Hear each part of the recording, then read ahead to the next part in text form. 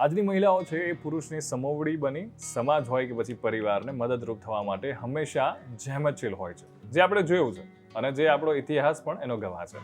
ત્યારે આજે એક જામનગરના મહિલા વિશે વાત કરવું છે, જેમનું નામ છે કવિતાબેન. અને કવિતાબેનને જામનગરમાં લોકો અથાણા ક્વીનના નામે ઓળખે છે. હવે એમની ઓળખ કેવી રીતે ઊભી થઈ અને કહેવાય છે કે અમુક વાર તમારી જે જરૂરિયાત હોય છે એ જ તમને કંઈક નવું કરવા માટે પ્રેરિત કરતી હોય છે.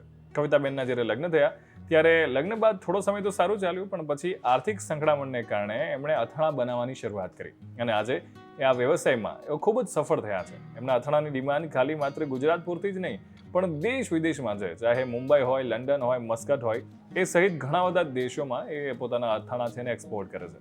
એટલું જ નહીં, પણ આજે કવિતાબેનને કારણે 10થી વધારે મહિલાઓને રોજગાર મળ્યો છે. કવિતાબેન જેવા સાહસિક મહિલાઓની અન્ય મહિલાઓ પણ દુઃખદના સમયે પરિવારને બેઠો કેમ કરી શકાય એની પ્રેરણા લેતા હોય છે. લંડન હોય, મસ્કત હોય કે જ્યારે અથાણાનો ઓર્ડર આવે છે ત્યારે એમના પેકિંગથી માંડીને બધી જ વ્યવસ્થા એ કરી આપે છે. અને અથાણાના સ્પેશિયલી જો વાત કરવામાં આવે તો કેરી, ડ્રાયફ્રૂટ એ સહિત 15 પ્રકારના અથાણા છે એ બનાવે છે. અને જેમાં હાલમાં કિંમત 300થી લઈને 500 રૂપિયાની આસપાસ જોવા મળતી હોય છે. એમના સ્પેશિયલી વધારે ટ્રેન્ડિંગ અથાણા હોય જે લોકોને પસંદ આવતા હોય, એમાં ગોળ કેરી અને છુંદાના અથાણાનો સમાવેશ થવામાં આવે છે. અને લગભગ 4 થી 8 દિવસ સુધીના સમયમાં આ અથાણું છે એ બનતું હોય છે. હવે આ બાબતે કવિતાબેને શું કહ્યું, ચલો સાંભળીએ. મારું નામ કવિતા મહેતા છે. હું અથાણાનો બિઝનેસ કરું છું.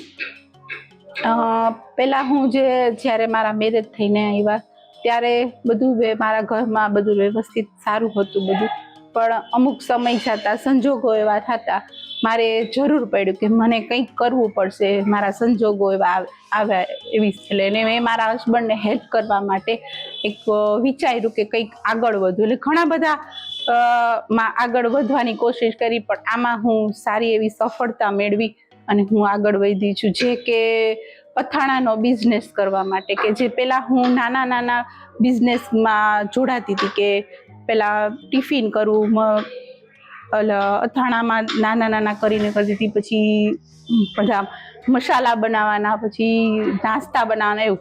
એમાંથી મને આ એક સારી લાઈન મળી છે કે જે એમાં હું આગળ અત્યારે થઈ છું.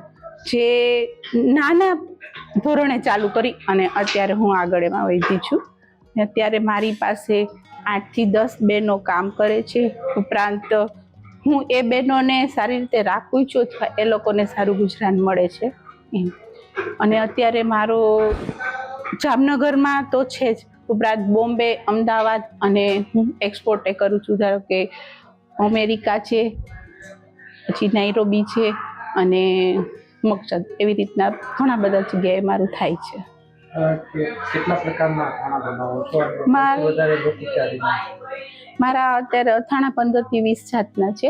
અને વધારે ડિમાન્ડ મારો છુંદો ગોળ કેરી અને ખાટા કેરી ગુંદા, એ સૌથી વધારે એની ડિમાન્ડ છે એમાં. અને બીજું સ્પેશિયલ અથાણું છે જે કે ડ્રાયફ્રૂટ અથાણું, લાલ મરચાંનું ગોળવાળું અથાણું અને ડાળા. એ 3 બધું બહુ સ્પેશિયલ છે, જે મારી યાદ મળી રહે તમને, બીજે જે નથી મળી શકતું.